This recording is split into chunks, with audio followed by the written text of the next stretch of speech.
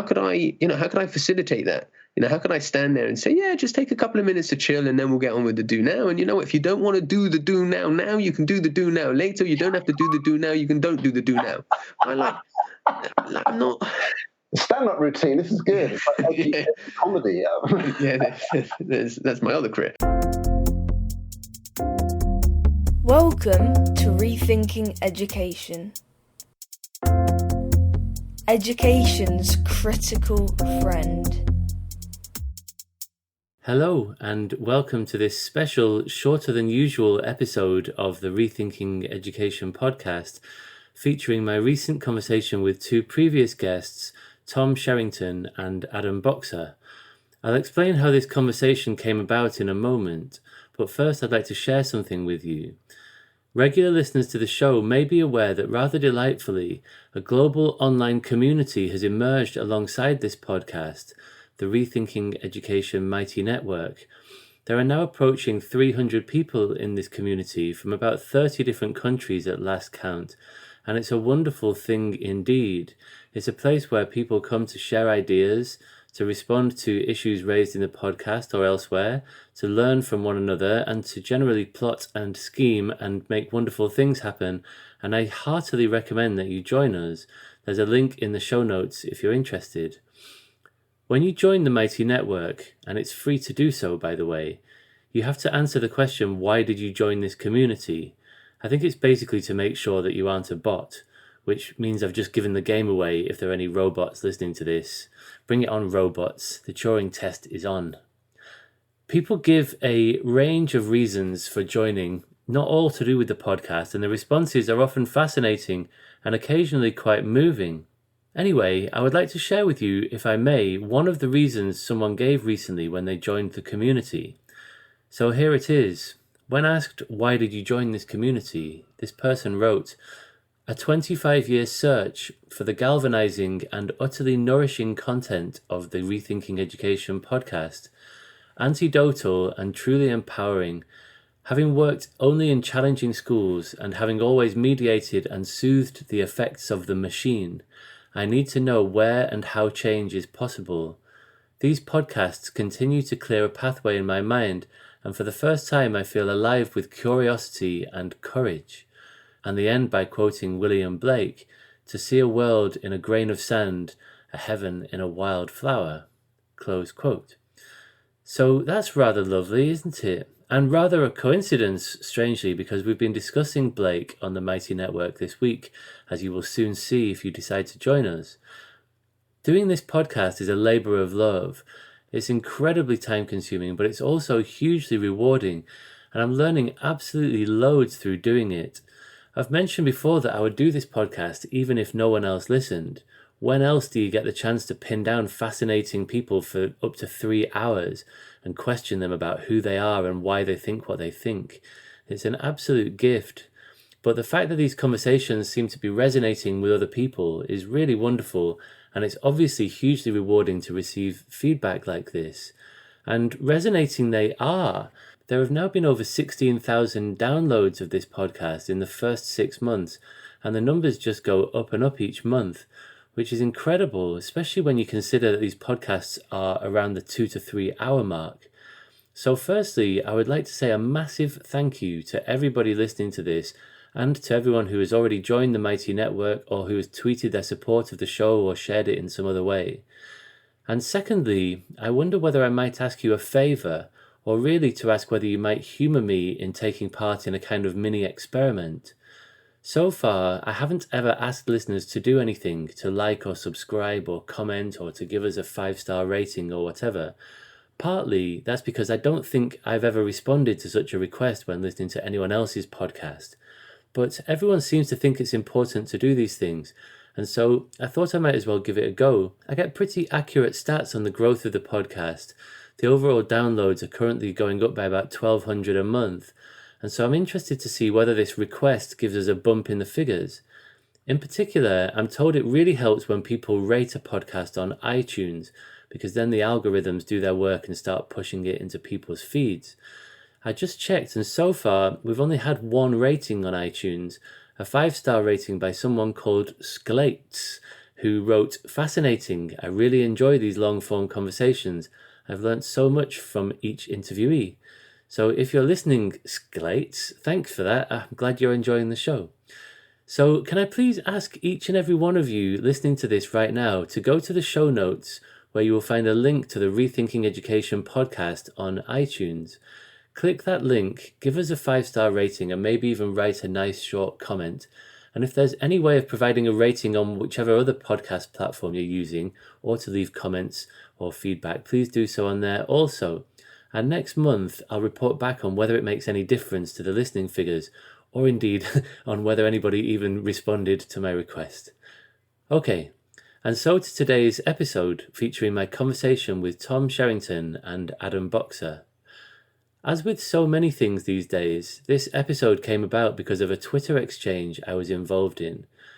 A few weeks ago, I was in a fascinating thread that was initially about Guy Claxton's new book, The Future of Teaching and the Myths That Hold It Back, which you may have noticed was the focus of a recent episode called Guy Claxton on Neo-Traditional Myths, which I highly recommend in case you haven't heard it yet. In this Twitter thread, Adam Boxer revealed that he hadn't been able to get through the episode with Guy Claxton. He wrote, "I gave it a good go, I promise. Made it to about 40 minutes." Close quote. In an earlier email exchange, Guy had revealed to me that he had similarly found himself unable or unwilling to listen to Adam's episode.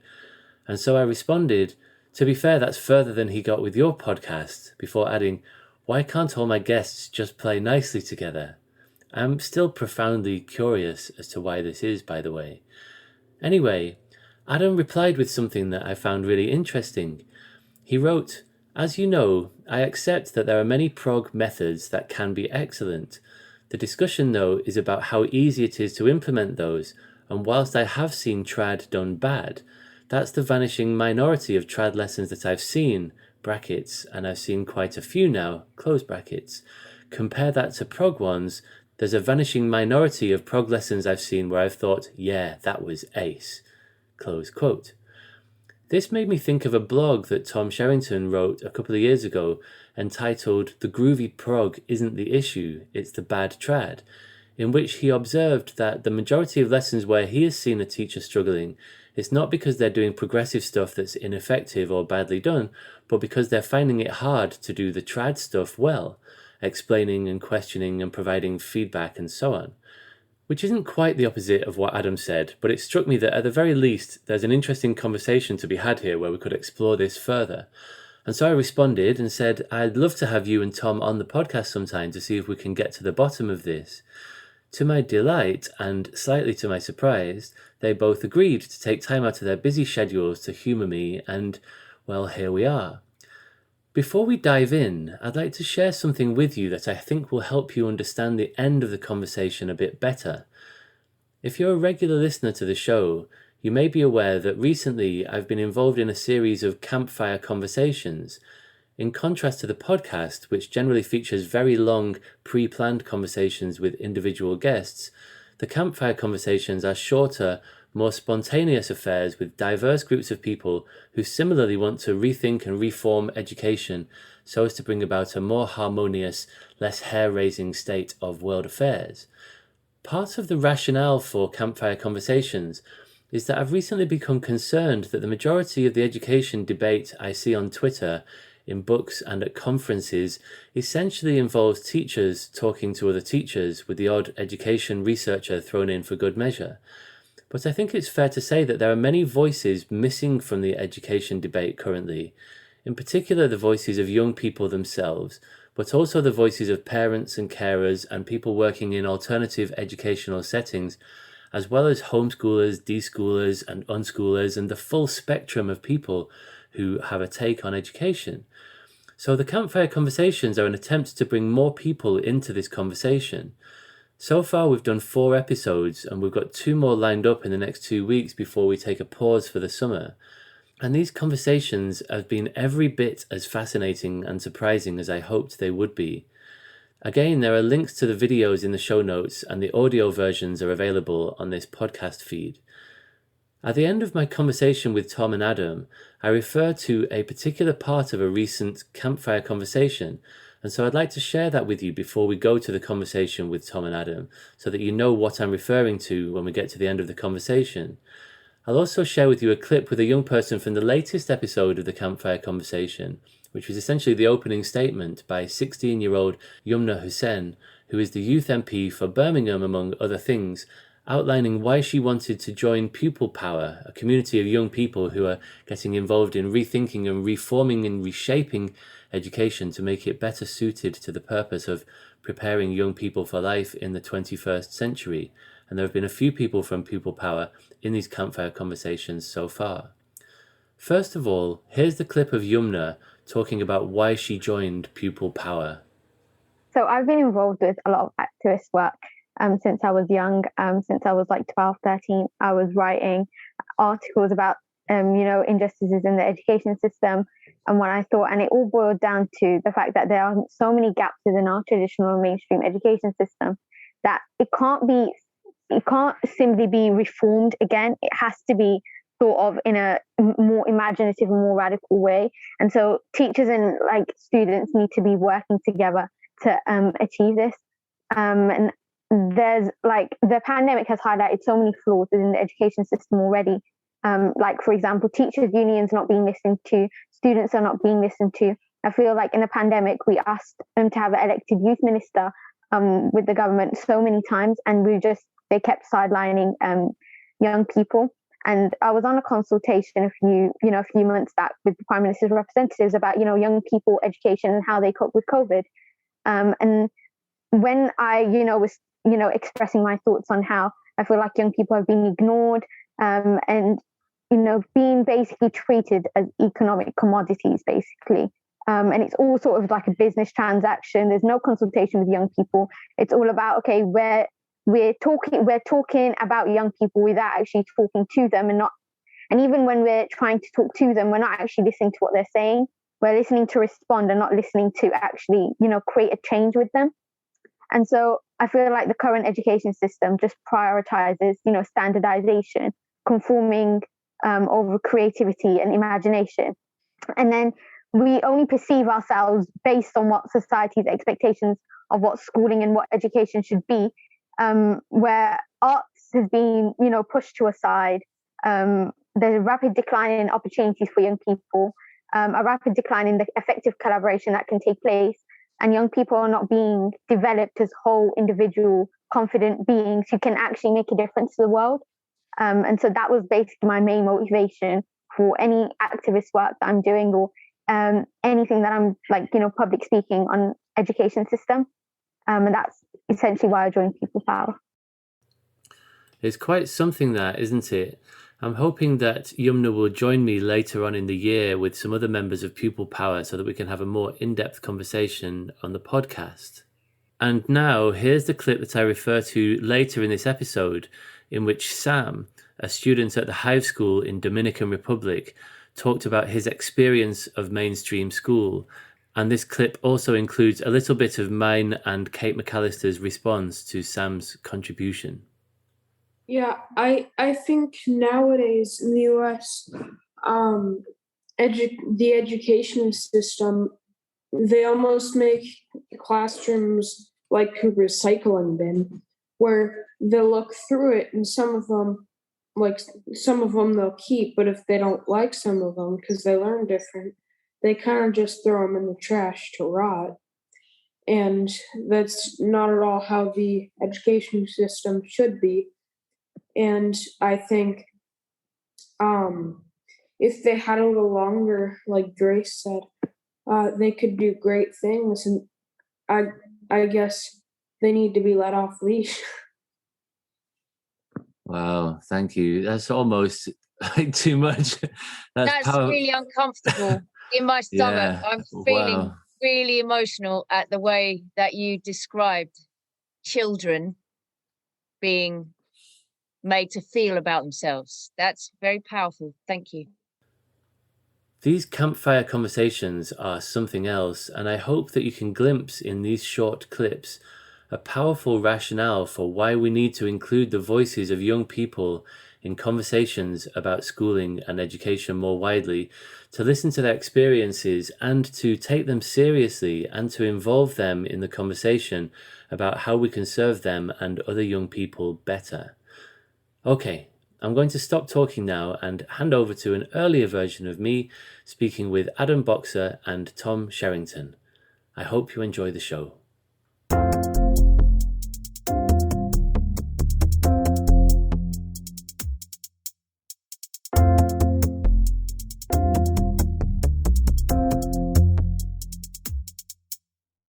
Tom Sherrington and Adam Boxer, welcome back to the Rethinking Education podcast.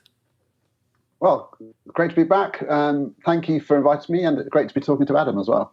Absolutely. Same here. Thank you. Yeah, it's great. So, as you know, you've both been on the show before, right? And so we don't need to do all of this long preamble where we spend lots of time getting to know you. I strongly recommend that people, if they haven't heard those episodes, go back and listen to them. But this is going to be a shorter conversation than I usually have on the podcast.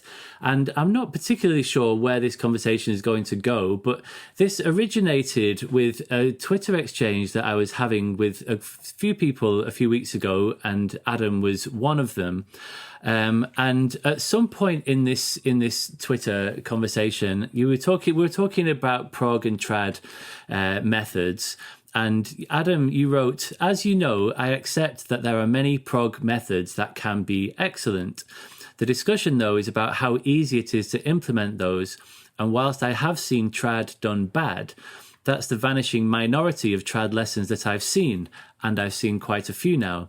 Compare that to prog ones, there's a vanishing minority of ones that I've seen where I've thought, yeah, that was ace." Close quote. And so this, and I flagged this straight away at the time, and I said, like, this sort of called to mind a blog that Tom wrote a couple of years ago now. I think it was 2019. And the blog is called "The Groovy Prog Isn't the Issue, It's the Bad Trad." And if people haven't seen this blog, it's only quite a short post. I'll put a link in the show notes, and I recommend that people pause it and just go and have a look at this blog, because it's useful to set a bit of background to this conversation. And so it struck me because it's like Tom's blog seemed to say the opposite, that actually in your experience, and you go out into a lot of schools and you see a lot of lessons and you drop into lots of them unannounced, and you were saying that, you know, like on Twitter, lots of people are talking about things like learning styles and brain gym and thinking hats and getting very animated by these supposedly, you know, widespread progressive woolly-minded teaching methods. But you were saying that in your experience, it's more likely that if a lesson hasn't gone well, it's because teachers aren't doing the trad stuff well. They're not questioning, they're not including all the kids, they're not giving good feedback, and so on. And you go into much more detail than that in the blog. So I think maybe it would make sense to start with you, Tom, just to flesh out this thinking that you have. And first of all, just to check in, like, do you still think this? Is this still your experience, or has your thinking developed in the last couple of years since you wrote this piece?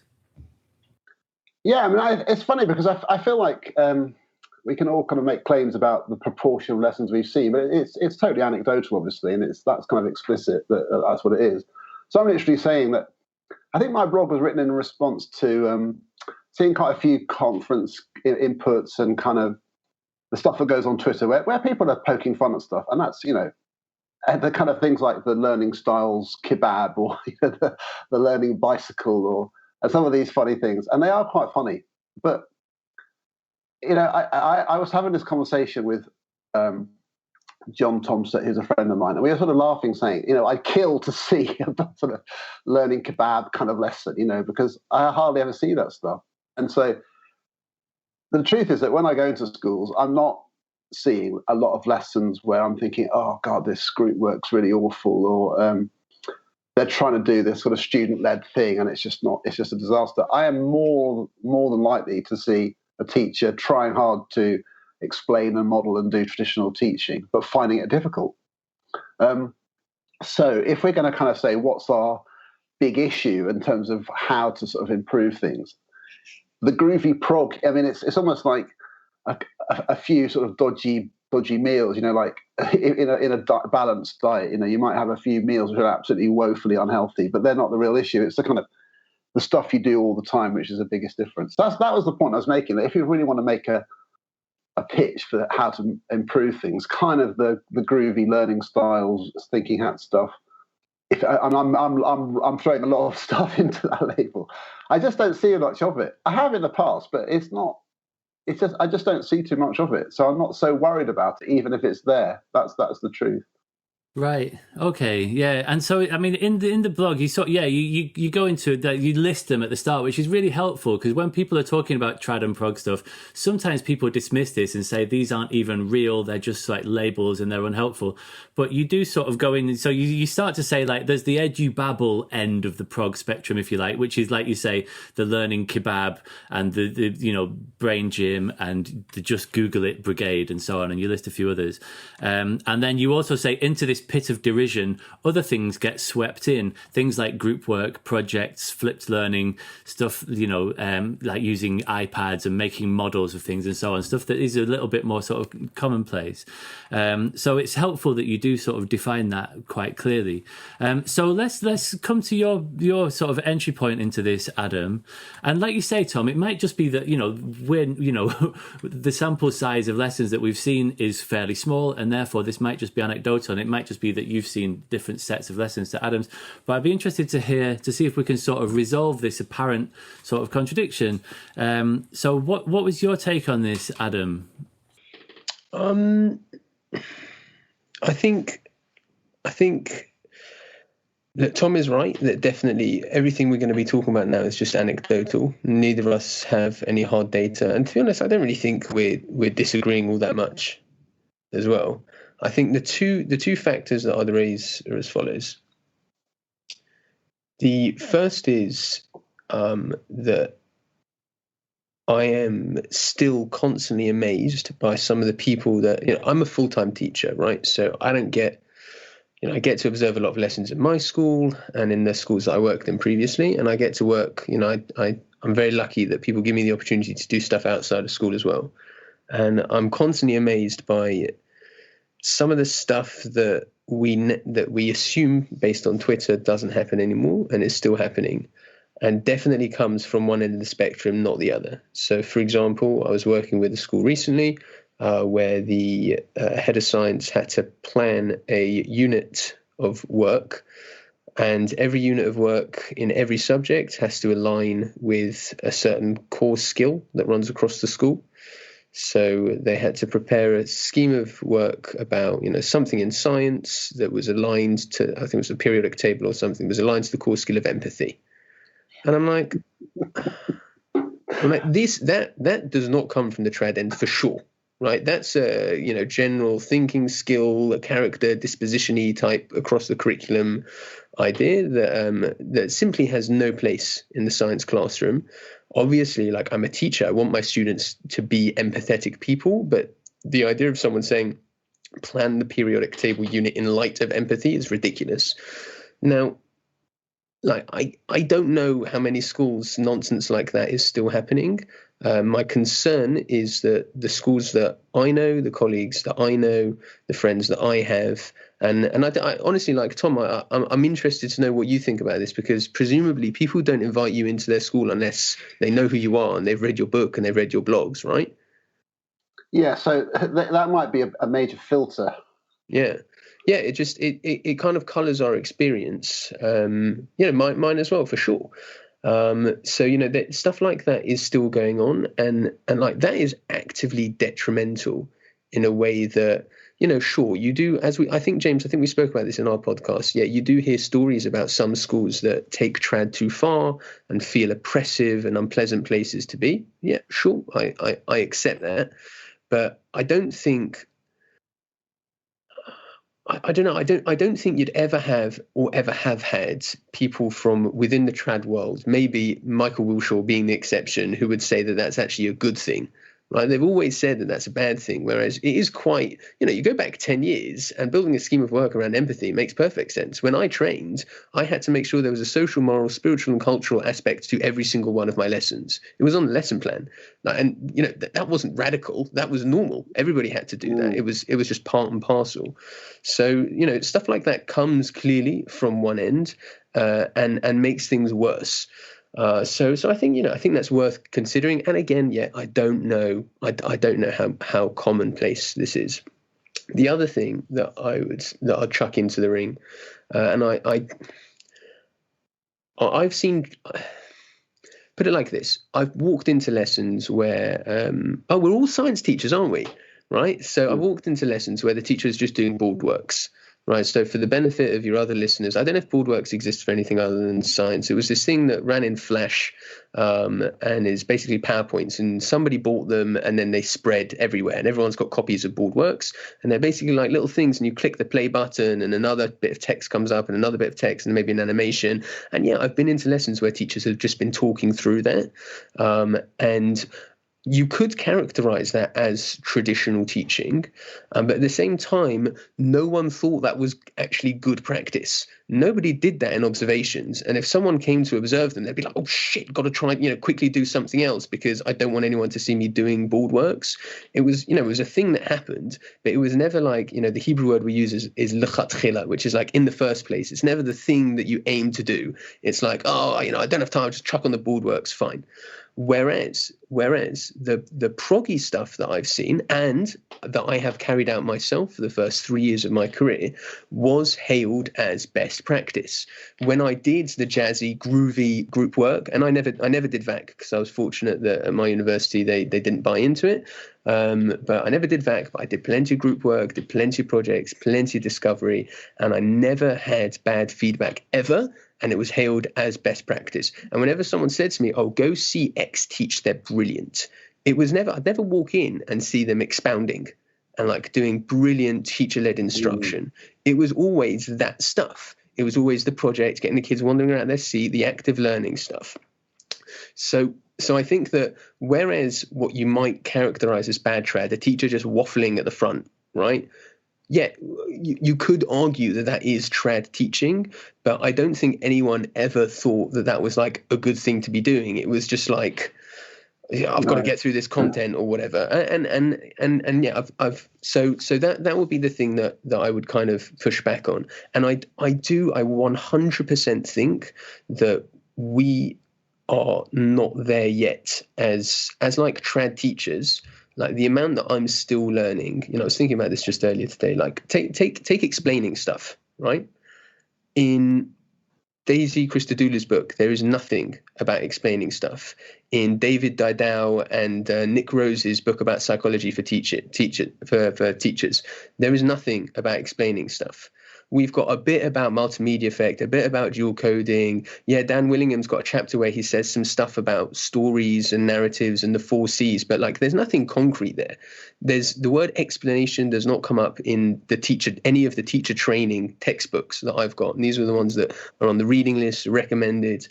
There is in the last few months, there have been a bunch of blogs by science teachers talking about how they specifically explain certain things. But like, we're working in a vacuum where there is no institutional expertise. There's nobody passing down explanations. There's nobody talking about the nuts and bolts. Whereas we have shared language and I think, by the way, so like people like Tom are doing this brilliantly, where we have shared language around questioning, we have shared language around assessment for learning, we have shared language around the retrieval practice and all of that stuff. And we don't yet have shared language around around the art of crafting an explanation. Now, why do I single that out as an example? Because we prize explanation, but we don't have a literature on it yet, because it takes teachers hammering stuff out in the classroom, working in the absence of a theoretical base. I'm working on 2 really, really cool projects at the moment about explanations in science, and like the base doesn't exist. Right, so we're having to make it up on the fly, which means that, like, by definition, trad teaching isn't there yet, because we can't say, we believe in teacher-led explanations and stuff, but then also not have an extant literature about it. So don't get me wrong, like I think there is room to go, but I think when we get there and when that literature is hammered out, what counts as good trad and what counts as good prog, good trad will trounce every single time. I think that's probably right. And it's interesting though for me, because when I'm as a science teacher, the idea of a good explanation, there's a kind of very subject specific aspect to that. So when you see a math teacher explaining really skillfully to, you know, some year fives. How I saw a teacher the other day actually doing a really great thing about actually where they were year three partitioning numbers, and I thought it was great the way they were getting students to sort of see how 12 could form all these equal shares, and that was very specific to the subject. And similarly, you know, the way you explain an idea in science, you've got your analogies and all these other things.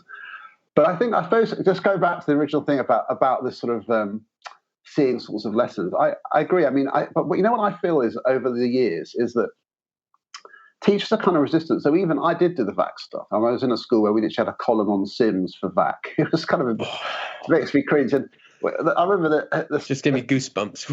the assistant head, who's a really good friend of mine, but he was responsible for it, and he said there seems to be a bit of a freak of data with 8.2. I think we call them 8 points or something. He said because they're all Ks. I mean, I'm thinking surely that just sort of debunks the whole thing. But anyway, but the truth is, this is the bit.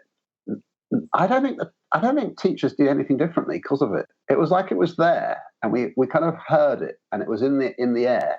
But when he actually went into lessons, there wasn't a lot of kind of people using that, and I feel there is, and I've total sympathy for the poor person who's trying to put empathy into their periodic table lesson.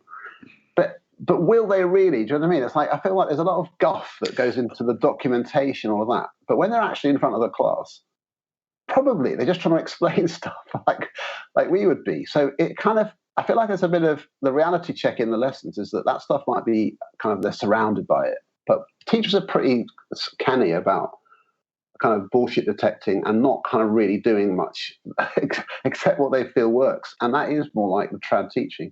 So I've got a couple of examples where I have seen some horrible experts and envoys lesson, which was a total car crash because none of them were experts.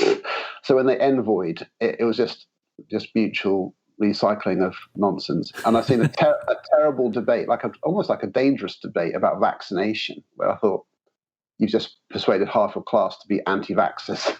And it'll go anti-vax for life. It's like they were sort of City versus United. And I thought that was pretty poor. And I saw a lesson where a teacher had made the students make snakes and ladders board games for developing countries, where they were talking about snakes were things like going into debt, and ladders were, you know, foreign investment or something. It was a banal board, and it had taken them about 4 lessons to make these board games, and whereas a simple table of advantages and disadvantages for, you know, developing countries probably would have taken about 15 minutes. So I have seen some. It's not like I never see them. It's just that they're kind of, you really remember them because they kind of stick out from the general flow. That's my experience of it. Yeah, but I agree. I mean, it's not like I would be saying, and even people who are advocates of the kind of dispositional approach would probably even have seen the same lessons I saw and thought, no, this isn't working. It's not like this is a good example of this practice. So, yeah, to be honest with you, there's a bit of lazy kind of headline grabbing when you say it's the groovy, it's not the groovy product, it's the bad trad. I could have written a much more serious one, which says something like, I think we should probably just focus on, traditional teaching and its virtues kind of thing. So, you know what I mean? There is a bit of that going on. So there's a bit of clickbait going on. Well, I definitely was reacting to someone snagging off groovy prog, and I was thinking, however bad it is, it's just such a fringe thing for me that I just don't think I can get too worried about it, compared with how do I help teachers reach into the corners and get everybody thinking and that kind of stuff. Yeah, and you can see why you would react to that. You definitely see a lot of like learning styles bashing, or at least you did. You know, it seems to be happening less now, but certainly a few years ago, and maybe it is a bit of a lazy stereotype. And just to pick up on what you were saying about VAC, I also, you know, was trained. There was VAK column on every one of our lesson plans when I was training to teach. But you're right. It was like it wasn't taken seriously. It was like retrofitted. So you'd be like, you had to sort of tick the column at the end. So you plan your lesson, you go, I'm going to explain stuff at the start, that ticks, audio, then they're going to do a bit of a practical, and that's K, and so it was like, it wouldn't shape your thinking, and you weren't trying to tailor things for the kinesthetic kids, which is somehow it's sort of characterized as though teachers were sort of trying to play to the strengths of kinesthetic versus audio versus visual kids. Maybe some teachers tried that, but I never certainly did, and I never saw it happen.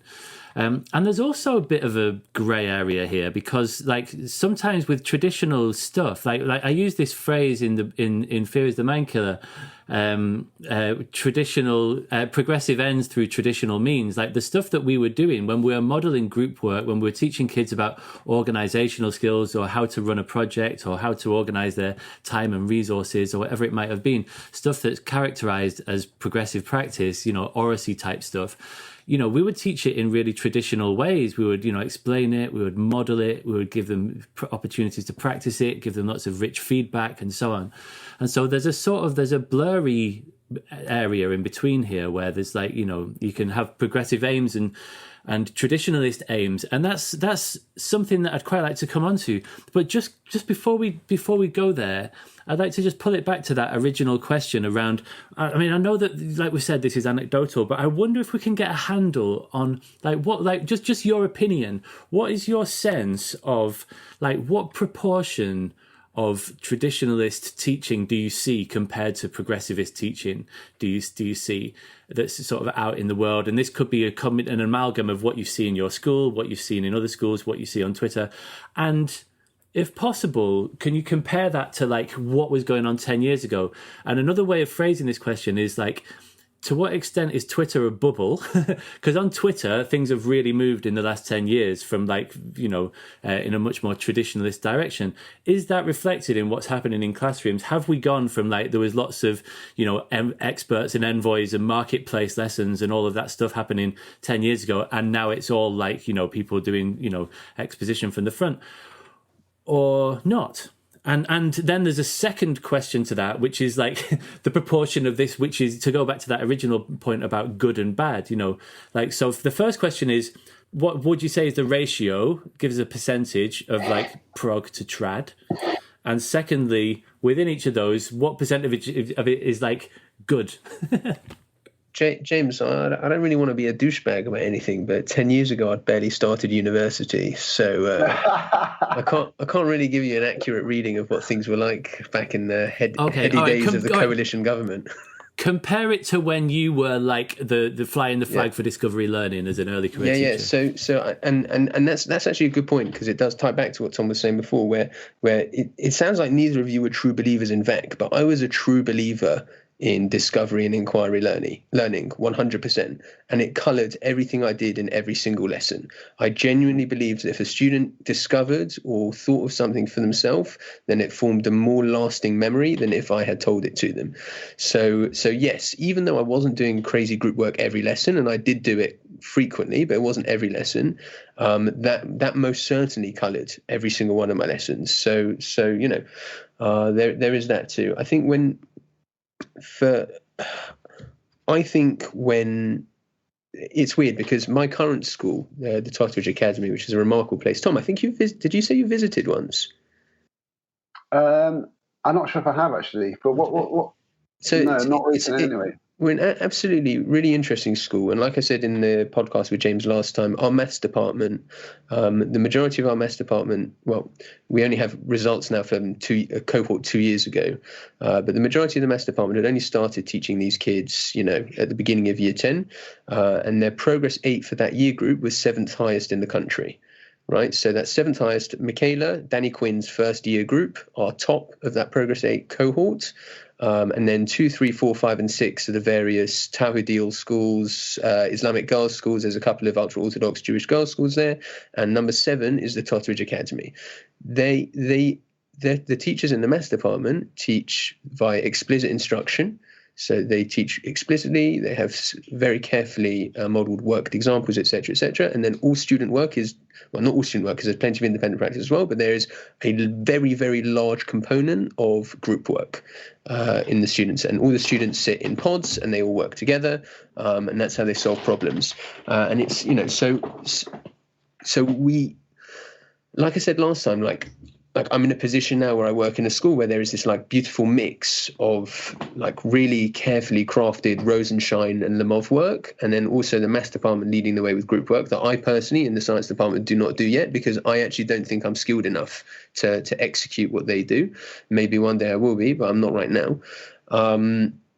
Certainly in the schools that I used to work in, and I used to work in two very successful schools, between them having, 350 staff or whatever.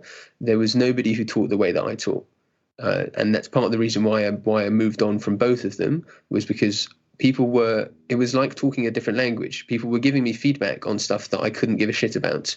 People were saying, well, why didn't you get the kids to put their thumbs up or thumbs down 20 minutes into the lesson? And I'm like, because I don't care whether or not they think they understand. Like, it's just not relevant to my teaching. And someone once, the feedback that I was getting was stuff like that. Where was the differentiation? And I'm like, what are you talking about? And I remember when I was in leadership in my last school, and I joined one of the deputy heads for an observation of one of my colleagues, and she'd done this like crazy whiz bang lesson where she had like 3 different worksheets for 3 different groups of kids, and she had bringing the kids up to the front to model explanations to some chemical reaction or whatever.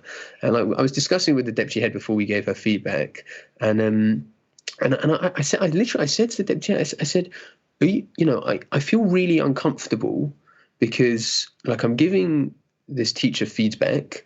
I know it's not their usual lesson. I know they've spent 6 or 7 hours preparing it, and like I don't want them to have done that because I don't actually think it's any better than their normal lessons.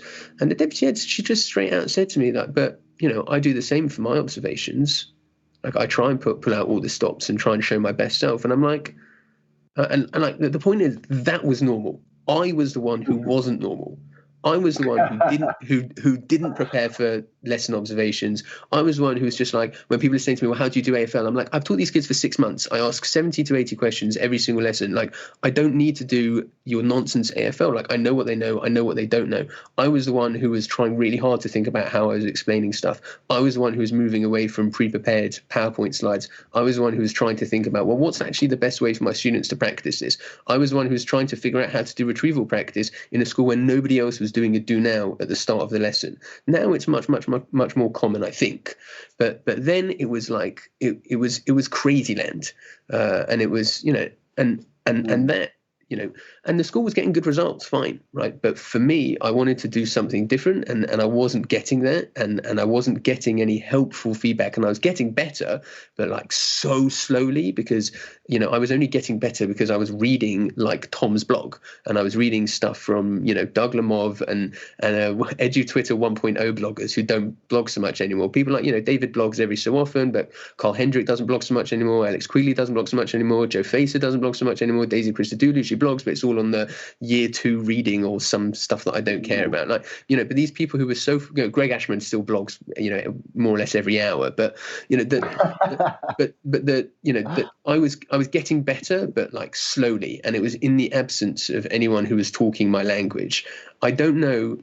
And I do still talk to people who say things like that to me, that they're working in a vacuum. But it does seem like more and more people are now at the place where I guess I was like 3 years ago.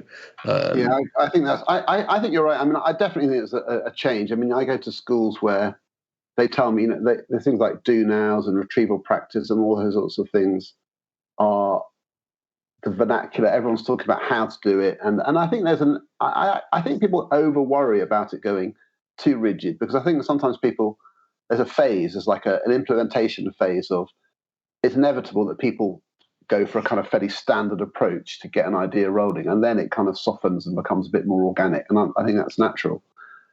But yeah, I mean, I'd say 10 years ago, I think putting percentages on it is quite hard. I mean, but it's only like there's 450,000 teachers. You can have a range. I would say I would say it's less than, I don't know, fewer than 1 in 10 lessons. Where it's like, I'm going to go to a school. I mean, I go to schools all the time. I was in a school on Wednesday. I saw 9 different lessons. This is a primary school, And of course, one of them was the early years. So I saw foundation stage, and of course, they're all playing and stuff. It's just pretty amazing to me. But then even after that, the way that the kids are being taught phonics and writing and everything, I'd say they're all fairly traditional lessons crafted around teacher instruction and modelling and practice. And one of the teachers said, maybe, they used to, because of COVID, they'd introduced rows, and maybe they were looking forward to going back into groups because the kids would be better at talking to each other. And I was saying, I don't think that's the issue. It's not the way they're facing. It's the fact that you need to get them to structure the talk and get them to talk in a disciplined way. It's not about them looking at each other. So that was a teacher who had a sort of slightly group-focused instincts, but still wasn't using that. So I could spend a whole day in a school and see no progressive style lessons at all, and still feel like the agenda is good and the kids are enjoying it and the teachers are working hard, and that's the key thing. Whereas I think probably 10 years ago, I did some work visiting schools, and in my own school, you would see more group activities. But I have to say my view of that is slightly skewed, because 10 years ago I was working in a grammar school where I said it there and I still say it now. Some of the best lessons I've ever seen are in that school, because the teachers' expectations are so high. It just blew my mind. Every day I just thought, oh my God, they make these kids work so hard. But I did see some very good group activities because the students had the skills. So I saw some amazing investigative maths lessons. And as a science teacher, you could do some really good lessons with, say, circuits, where you would say, you show them a few basic things, but students in all age groups could design circuits and test them and say, we gather around and say, like, what's happening here? And they would tell you, and this isn't working and that's not working, but if I try this, that's what comes on and on. And we start making predictions, and they could do that. They could organize it. You literally say, okay, guys, equipment's at the back. Start making some circuits, and I'll come around and see what you're doing. And they were up for that. But you try that in another school, and the kids are just sort of, it's a total car crash. They're trying to line cells up so they can put as many volts as possible through little Dylan. Exactly. He's twitching on the floor. Exactly. But those students had the knowledge base, so they're almost like they'd succeeded through the earlier education, so they're ready for that. Yeah, it's expertise reversal, isn't it? Totally. Yeah. So and we're not playing your percentages game, James. And stuff. Well, it's too hard to get. I know it's a killer question, and it's too hard to answer. I agree. I think that we could probably all agree that there's been a shift. There's been a shift in the Twitter bubble, but there's also been a shift in real schools, and you can see it in the sheer volume of like Rosenshines that have been sold, and in the popularity of very traditionalist books that have been really taken to heart by the profession. It definitely seems to be shifting in that direction.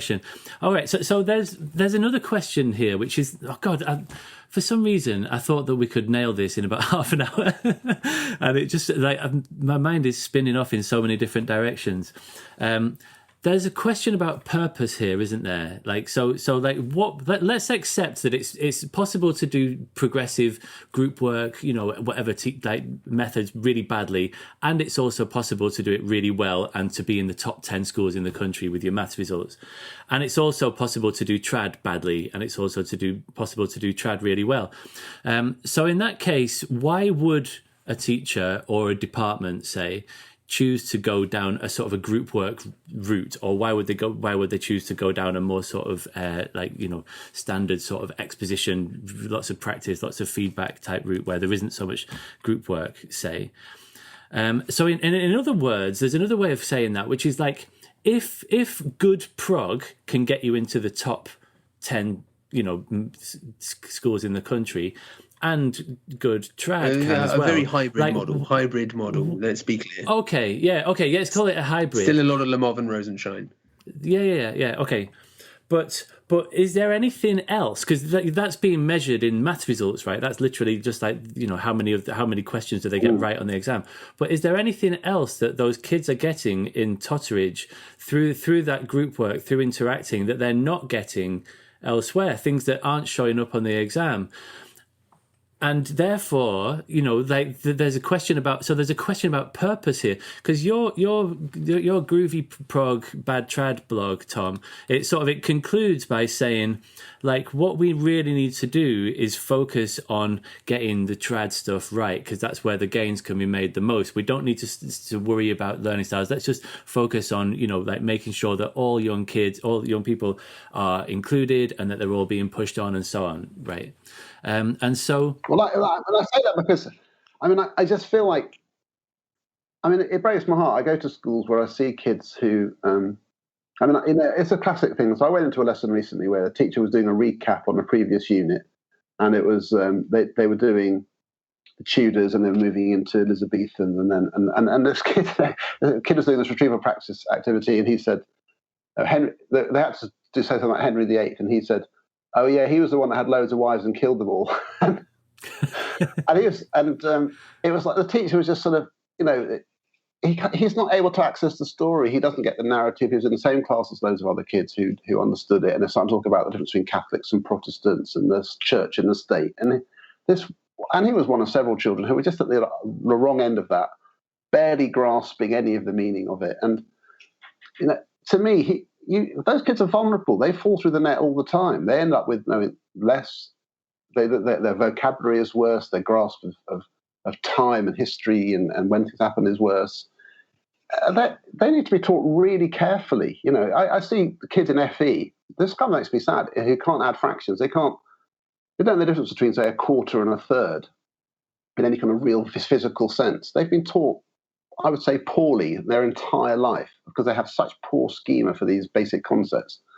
And they could learn it, but they haven't. And I don't, in a way, I feel like they've been taught anything which is not helping them learn that in a very careful, planned way is wrong. And so it's some of the group work stuff is kind of icing on the cake. It's like when you've got the children to the point where they can do things legitimately, then let's start seeing what we can do with it. But if they're not ready, it's not right. It's not just something nice for them to do. It's not the right priority, I don't think. They have social dynamics in every lesson anyway. It's not like even when you go to quite strict trad schools, the social dynamics are sometimes the best ones you've ever seen, and they're learning all of that as well. It's not like it's some alternative.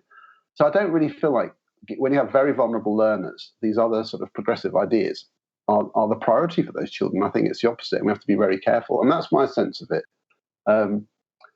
So in terms of like, are they getting something extra? Well, I think they're getting something extra when they're ready for that to be extra. Otherwise, it's kind of just a distraction from their main needs.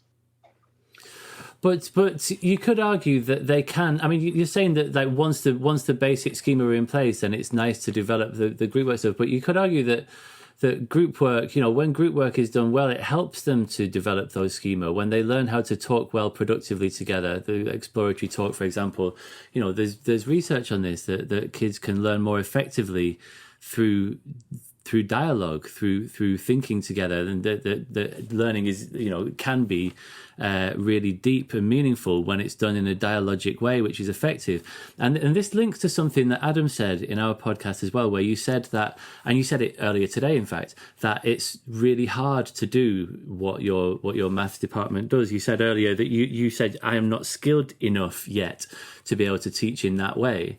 And that's an interesting question to come back to. Like, is it? So it seems that your argument, Adam, is that it's easier to do trad well, and therefore that's where our focus should be, because it's like a utilitarian argument, right? The greatest good for the greatest number. It's easier to scale that up than it is to do prog well at scale. But I'm just wondering about that as an argument, because you could argue that, some like old fashioned, way of doing, I've been trying to think of a medical example, but I can't really think of one. But like, let's just say there's some like really basic way of, doing an operation that gets like sort of bog standard, like reasonable outcomes, but not great. And then there's this new way of doing it, which is harder. And all the surgeons have got to go and train how to do it, but the outcomes are better. The patients get better quicker, or whatever it is, or there's other side effects that don't happen. Shouldn't we be focusing, even if it is harder, shouldn't we be focusing our efforts on scaling up the stuff which is what you might say like is results plus, right? It's like you're getting results, but they're also getting this other stuff. Yeah, I mean, I'm not sure it's a good analogy, because I never said that the results were of doing it. You said if you've got a high-tech surgery thing that's much better, gets better outcomes. I never said that the best prog gets better outcomes than the best trad, right? And I don't think that's true. And I think there's a reason that Michaela were at the top of that table, right?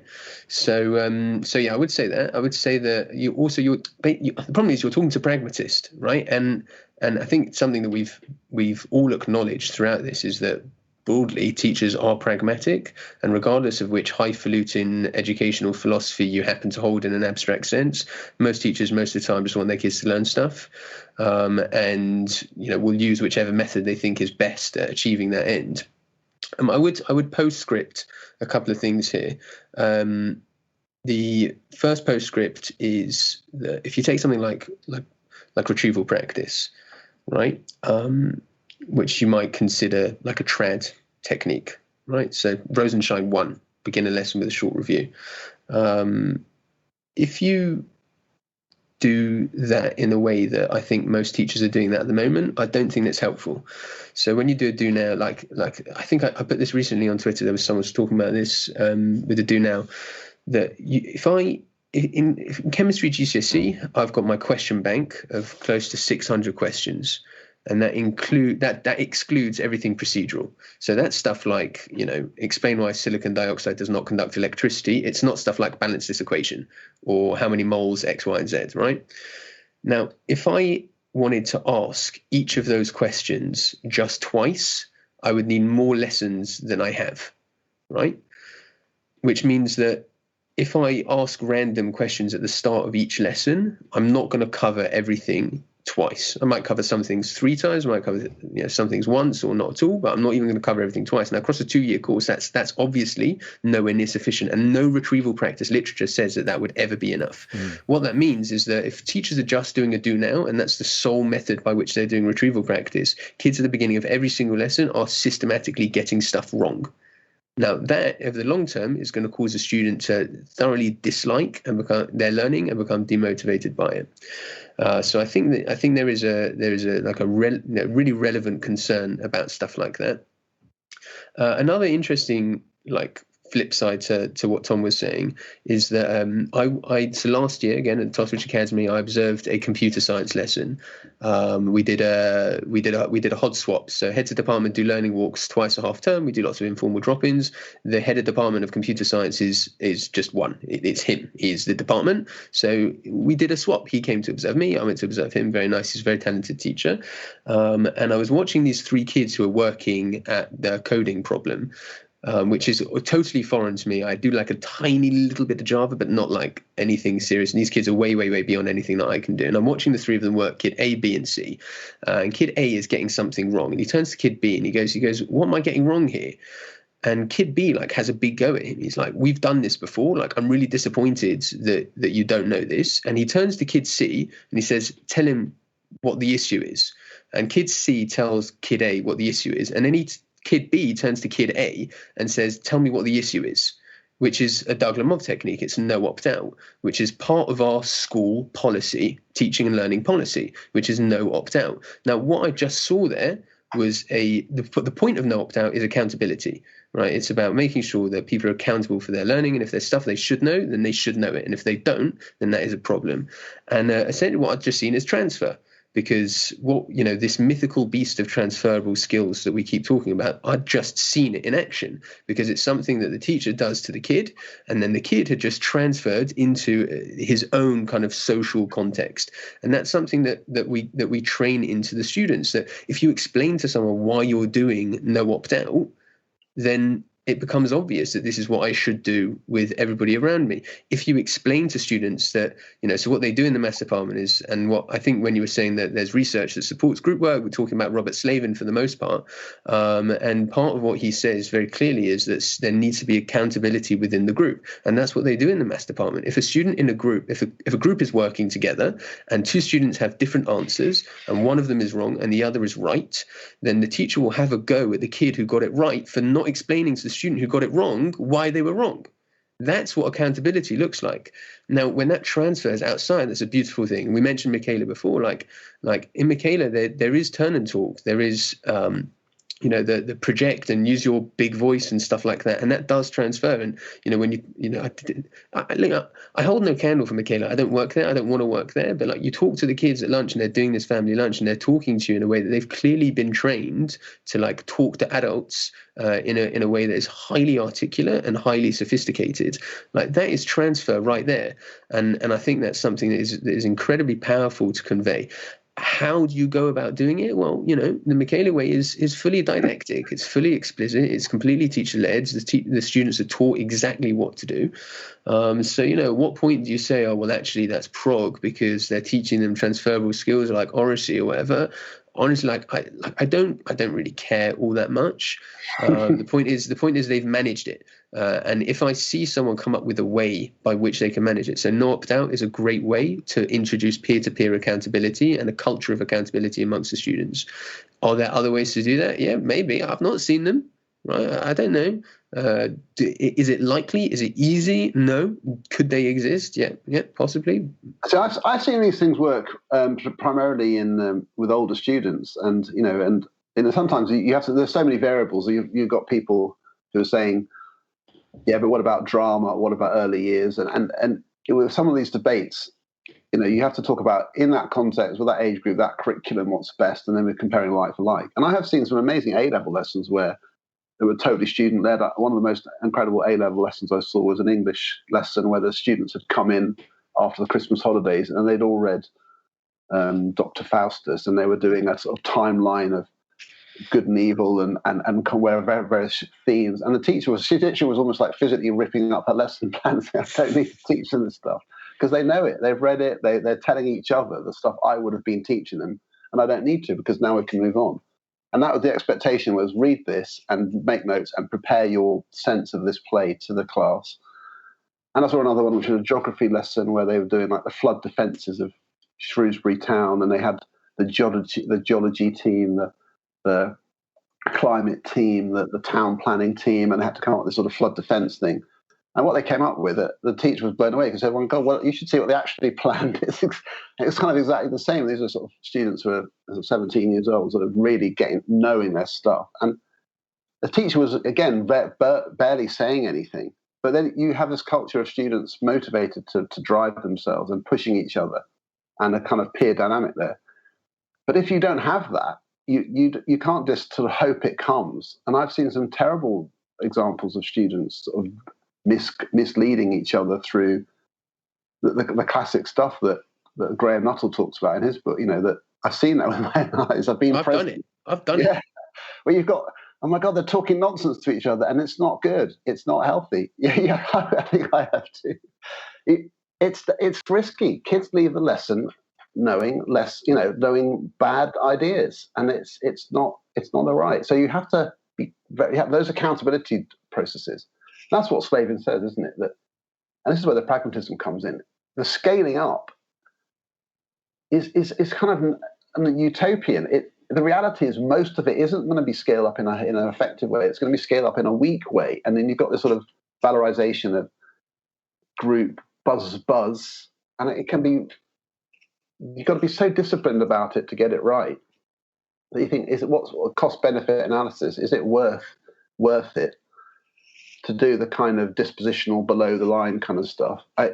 If you also get pretty good outcomes dispositionally through very much more secured instructional teaching, and I just think on balance, my feeling is that you get you're much more likely to have rounded students if you foreground the instructional traditional teaching, and then through that model, all these other things, rather than downplay the instructional teaching, and because you want to big up the more dispositional side. I think the risks there are, of scale across the whole school are quite significant.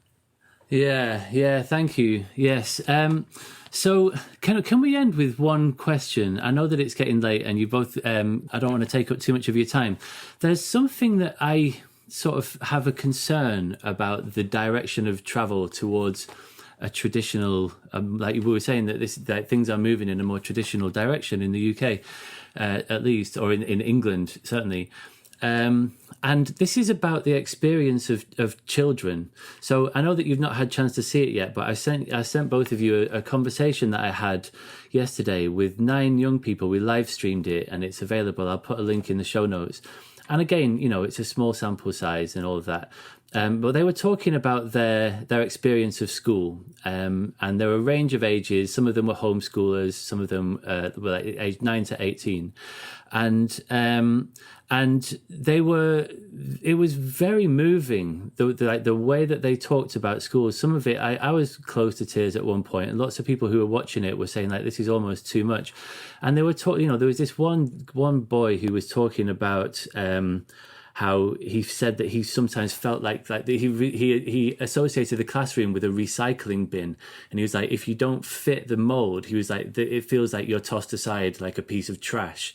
And he used this language, and he had experienced this. He talked about how he'd had really bad experiences in schools, and there's a tension here because teachers are always, as you know, like we spend most of our time talking with teachers or interacting with them, and teachers are always lovely, right? And really want, almost always, really want the best for their kids, right? And for all kids. And yet we work within a system that makes at least some kids feel really bad about themselves, and we could talk about enforced failure and so on. And although this was an anecdotal group of, like this small group of 9 kids that I spoke with yesterday, there's data on this, that like British children are like the unhappiest in the developed world. If you look at life satisfaction, and actually adults as well, I was just looking at British people rank among the most depressed people in the Western world. I'm not laying the blame of this at traditionalist teaching, right? But when you talk to kids, often what they say is that they feel like education is something that is done to them, that their voice isn't listened to, that they're not really understood by their teachers, that they're not even consulted in any meaningful sense, that student voice is like, an add-on, and it's like you can basically sort out the bake sale and the school disco, but we're not really going to take your voice seriously. And this is something that's done to them.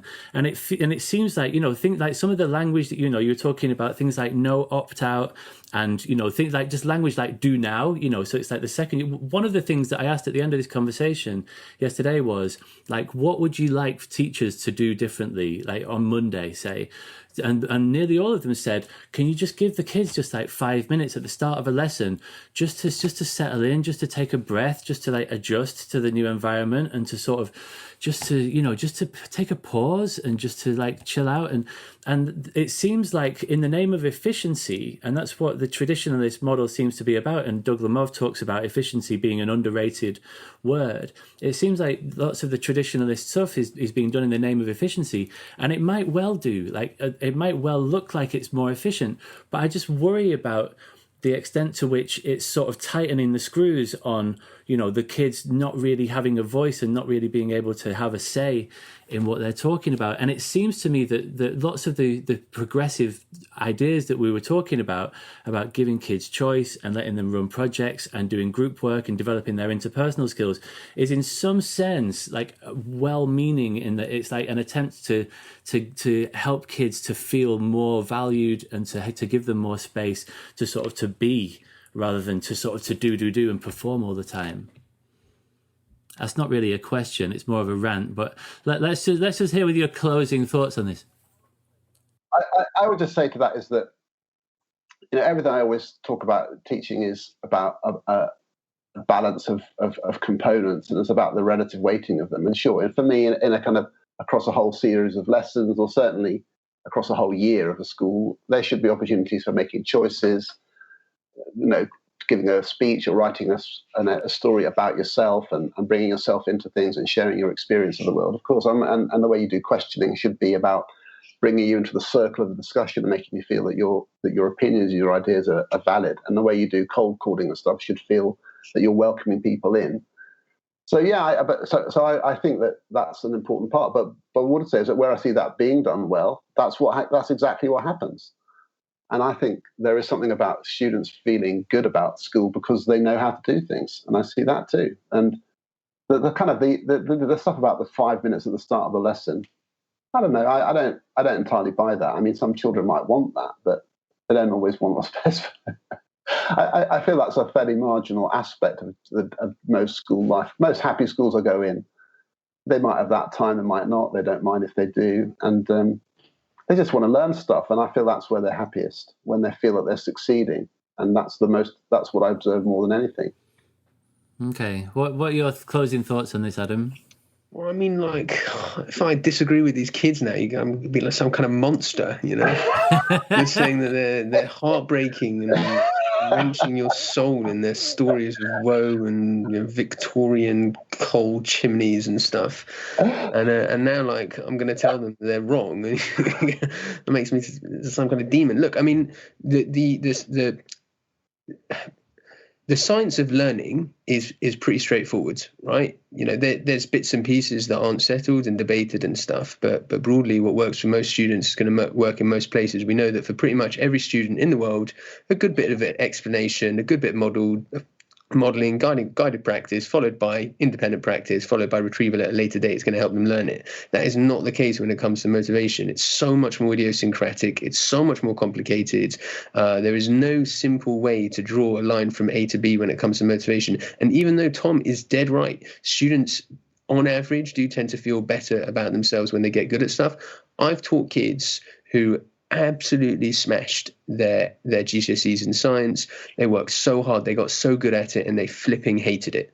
They just didn't enjoy it. Yeah. You know, they were deeply motivated to succeed. They were deeply motivated to do well, but they had no passion for the subject. And you know what? Like I'm not that guy who's going to say, well, I failed then, right? Because the human mind is a human mind, and some people are going to like some things, other people are going to like other things. Some people like things that they're completely rubbish at, right? It happens. You know, so it's complicated, you know, stuff, you know, if we were on Twitter, I would say, oh yes, well, it might be that those kids don't like having a calm, settled do now at the beginning of every lesson, but like I teach autistic kids, and for them it's exactly perfect, exactly the right thing to do. Kids need boundaries, need routines, blah blah blah, etc., etc.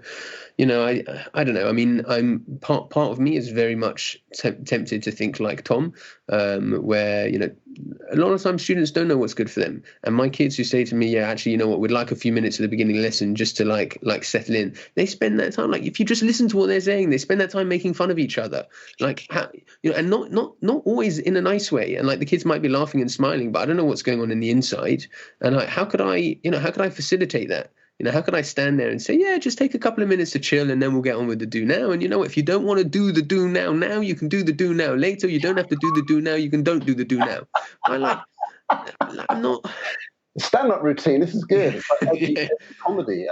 Yeah, that's my other career. No, I don't know. I don't think that's the right approach either. You know, at our school, we do try, you know, it's funny because we do some things which seem to come from that progressive end. So like my school doesn't have a school bell, right? So in the same way that your great prog, the high priests of the prog will have been saying school bells are bad because it's factory whistling, blah, blah, blah. We don't have one, right? We know when the lesson's finished and teachers are expected to let the students go at the right time. We don't have the bell. You know, we have, you know, my boss told me off when I started, I didn't wear a tie. My boss told me, he said, I'd like you to wear a tie. I said, why do I need to bloody wear a tie? Nobody wears a tie. He says, we ask the kids to wear a tie. It's the least we can do is to wear a tie. And I'm like, yeah, but I mean, I use my phone in school as well. We don't let them. No, the least we can do. I said, look, you know what? It's a concession that I can make. Right, fine. We do ask the students' opinions on things. You know, it is important to us. stuff like the canteen. Oh well, the food is a good example. We have a brilliant chef. He's part of a charity. It's called like Chefs for Schools or something. James, you should get our chef on because he's brilliant. I think it's like a chef. I think it's Chefs for Schools or something. He's like a properly trained chef, and he just loves food and he loves kids and he loves like giving them healthy food and stuff. And like the kids, the first meals he turned out, I can't eat any because I only eat kosher. It looked beautiful, and my colleagues were saying it's absolutely divine. It's best. You know, they put pictures on Twitter. This stuff is unbelievable, right? And the kids went mental. They were like, where are my chips? I want my chips back. I want the burgers back. And he's like, no, we're doing quinoa today. And it's like, the kids just want to eat chocolate all day, right? That doesn't mean I'm going to let them make that decision. So if the kids march down on the principal's office and say, we want Jake gone, because I actually happen to think now at the moment they've changed their minds. But at the beginning, we don't want this food. We want like back to fried fish and chips and stuff. Like, do I really care what they think? They're 13-year-olds who aren't good at making those decisions. And to be honest, adults aren't good at making those decisions either, right? I'm happy that Jake, if let's say I did eat there, right? I'm happy that the choice would be taken away from me. I'm happy to be able to go and say option A is something healthy, option B is something healthy, and option C, which is burgers, doesn't exist. Right, I'm happy that decision is taken away from me because adults don't make good decisions either. That's what systems exist for. It's what objective intellectual thought that is predicated on trying to achieve the best for a person. It's why it exists.